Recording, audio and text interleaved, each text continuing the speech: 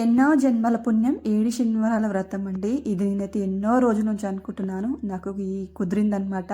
ఏదైనా సరే స్వామి ఆజ్ఞ లేనిది ఏదైనా కాదు. అందుకనేసి నిజంగా చెప్తున్నా, స్వామివారు నా చేతితో చేయించుకున్నట్టున్నారు. నిజంగా చెప్తున్నా 7 వారాలు ఎలాంటి ఆటంకం లేదు. మార్నింగ్ నుంచి నైట్ సాయంత్రం వరకు ఉపవాసంగా ఉన్న ఎలాంటి అలసట లేదనమాట.